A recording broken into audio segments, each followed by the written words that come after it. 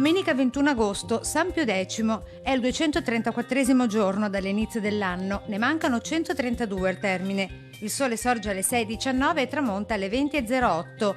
La luna si leva alle 21:59 e tramonta alle 9:43. Un decreto del Senato Veneto invita il capitano da mar Vittore Cappello a portare a Venezia il capo di San Giorgio Martire, custodito dai papassi greci nell'isola di Egina. Il Senato raccomanda che la sacra reliquia sia ottenuta con la persuasione e le buone maniere, non con la violenza o con la truffa.